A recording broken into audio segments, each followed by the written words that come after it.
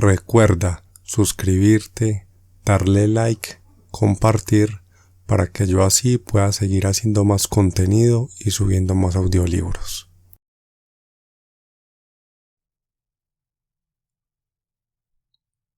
Petróleo, por el autor y escritor Upton Sinclair.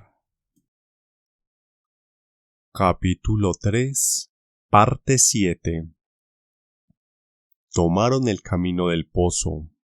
Recordó Boom las peripecias de la última excursión, la fonda y la charla de la camarera, el depósito de gasolina, lo que dijo quien lo administraba, y la carrera del agente y del automovilista.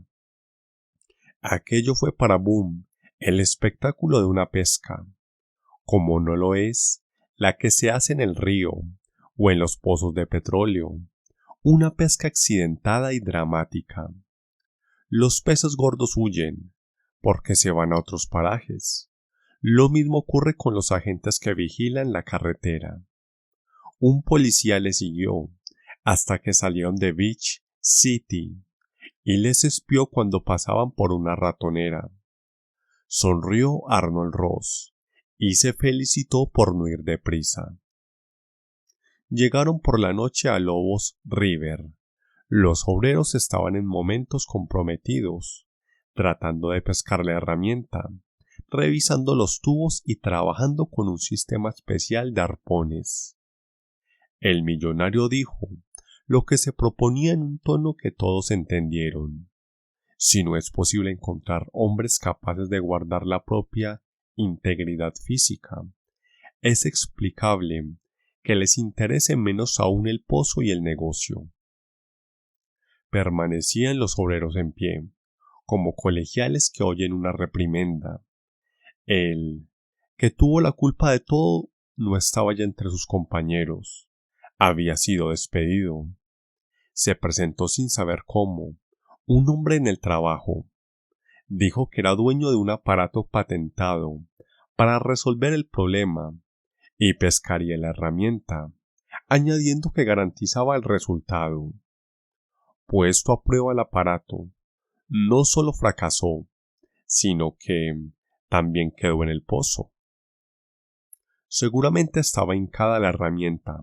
De través, Arnold Ross insinuó que era preciso recurrir a la dinamita. ¿Han oído una explosión a 4000 pies bajo tierra? Pues si así recuperaron la herramienta perdida. Inmediatamente empezaron los trabajos necesarios para reparar los desperfectos y hacer limpieza en el pozo. Así aprendía Boom las lecciones de su padre. Correteaba por el campo con Arnold Ross, el geólogo y el capataz del sondeo, cuando estudiaban emplazamientos de otros pozos. El negociante, con un lápiz y un sobre, explicaba a Boom por qué se disponen los pozos en los 4 vértices de un rombo y no en los 4 de un cuadrado.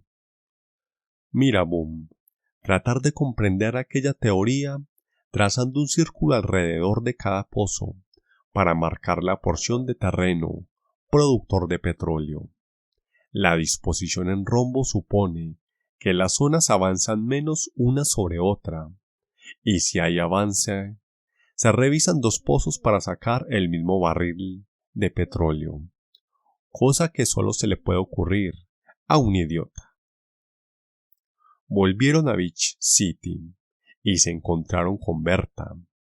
Era la hermana de Boom y tenía 2 años más que él.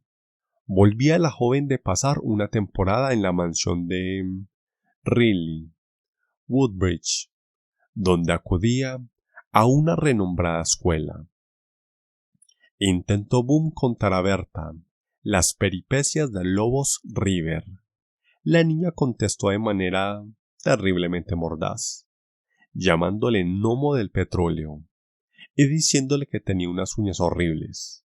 Parecía que Berta se avergonzaba de tener que ver con el petróleo, lo cual era algo extraño, ya que antes se interesaba en el negocio y discutía con Boom, dirigiéndole como corresponde a una hermana mayor.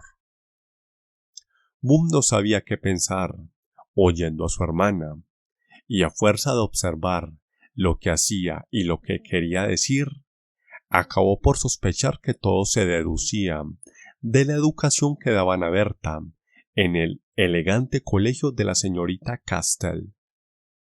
Tía Emma tenía la culpa de todo. Concedió al millonario el derecho de limitar la instrucción de su hijo al aprendizaje de ganar dinero, pero Berta debía vivir como una damisela, lo cual significaba que podía gastar el dinero que ganasen padre e hijo en los negocios.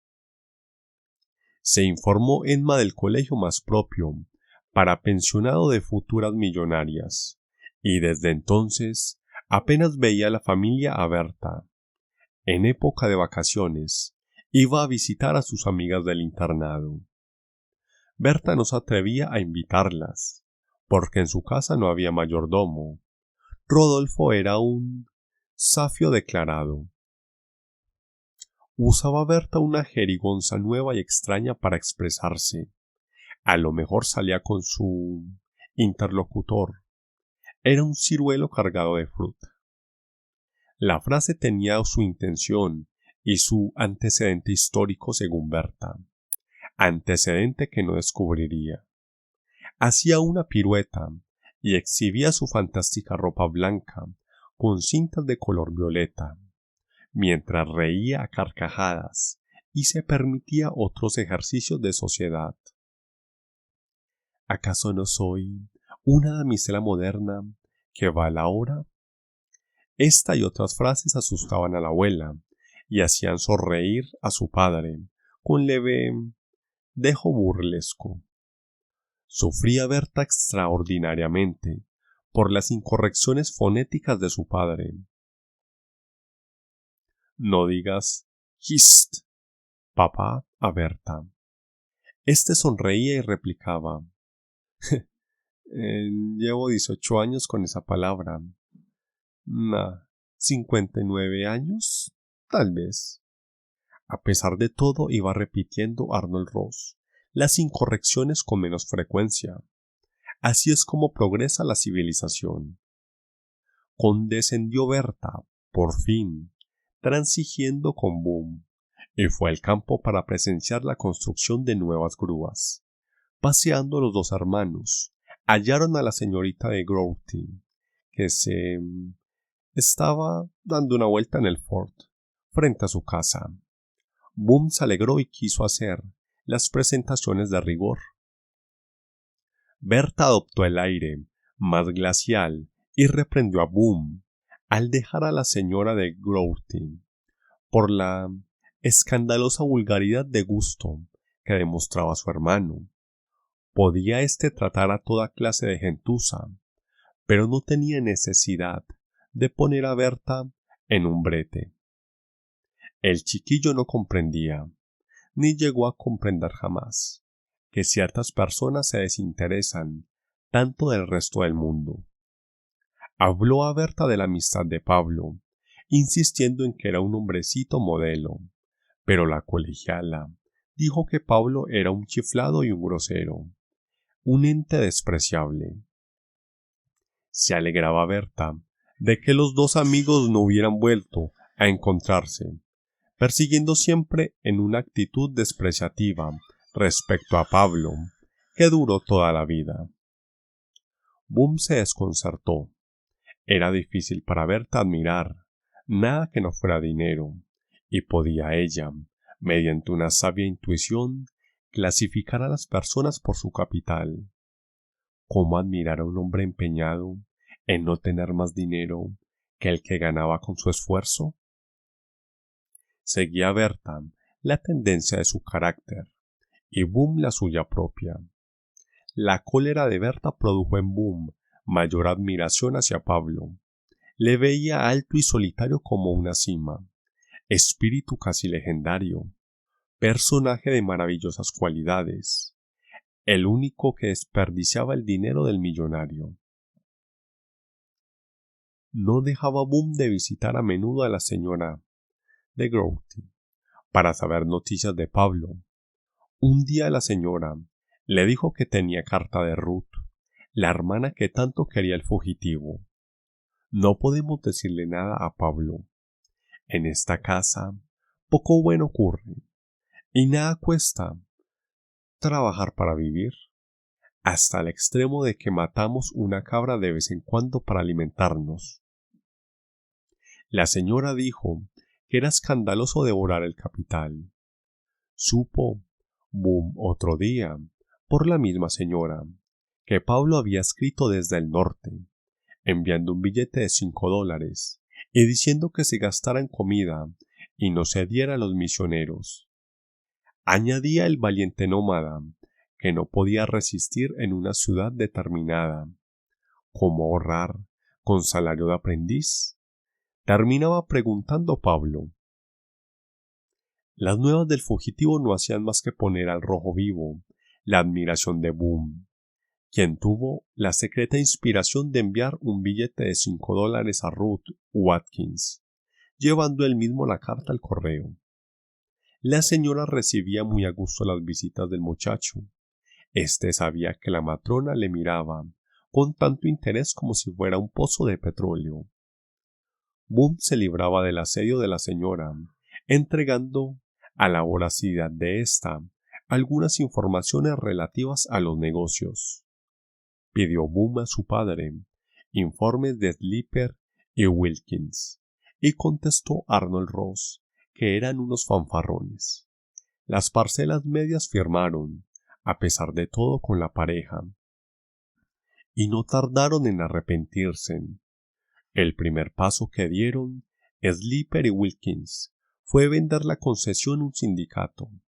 Inmediatamente instalaron una tienda en la parcela contigua a la de los Grouty y se sirvieron allí desayunos gratuitos a multitud de gentes que un charlatán reclutaba por las calles de Beach City, con el cebo de la propaganda, la promesa de unos bocadillos y el anuncio de ganancias fabulosas. Se instaló una grúa a toda prisa y se llamó el negocio Bonanza número 1. Se horadaron unos 100 pies, aproximadamente.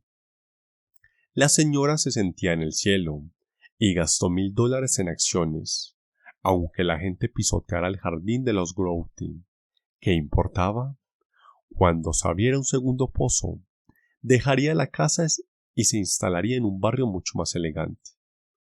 En una de las visitas, vio Boom reflejada intensa inquietud en el rostro de la señora. Se habían detenido los trabajos. En algunos periódicos se decía que todo iba bien, pero en realidad no progresaba el negocio. Disminuyó la venta de acciones. El charlatán se retiró discretamente y el sindicato traspasó a otras manos la explotación, cediéndola en arrendamiento. El sondeo no se reanudó y la pobre señora intentó que indagara Boom lo que ocurría, valiéndose del millonario. Este no sabía nada. Nadie supo tampoco la verdad, hasta que pasaron 6 meses, bastante tiempo después de triunfar Arnold Ross con su pozo. En los periódicos aparecieron títulos llamativos, expresando que los tribunales estaban a punto de exigir responsabilidades a los socios del sindicato Bonanza por venta fraudulenta de valores petrolíferos. Arnold Ross hizo notar a su hijo que se trataba, probablemente, de un escándalo, que los autores de esas informaciones debieron recibir algunas visitas y que a consecuencia de ellas cesó la compañía de escándalo. No era posible continuar el sondeo. Nadie se prestaba a creer que se tratara de un negocio. En cambio, se había cavado un pozo de 200 barriles en un terreno inmediato, lo que no era cosa importante. Hundía el pesimismo. Los periódicos aseguraban que la pendiente del sur era, decididamente, de segunda categoría. Mientras la fama de Arnold Ross llegaba al cenit, halló su hijo en una calle, a Don Perry, que se las arreglaba en un tranvía. Después de trabajar sobre un tejado, a Sam el estoquista, que cultivaba su jardín y regaba unas plantas de maíz. Veía también el niño, a la señora de Grouty, dando comida a los pollos o limpiando las conejeras. Pero no pudo admirar nunca el fantástico vestido amarillo de otro tiempo. Entraba y se sentaba el muchacho, para inspirar familiaridad, y usaba siempre las más exquisitas cortesías. Dos cosas seguían en aquella casa destinadas a ser imperecederas: el libro que guiaba a la señora para alternar en sociedad, y la fantástica escalera que no conducía a ninguna parte. El libro estaba mucho más deteriorado. Boom lo escrutaba todo con avidez y tomaba nota del menor detalle. Entonces se daba perfecta cuenta el jovencito de lo que decía su padre. Los negocios petrolíferos se parecen a las casas, a las cosas celestiales, ya que son muchos los llamados y pocos los elegidos. Fin del capítulo.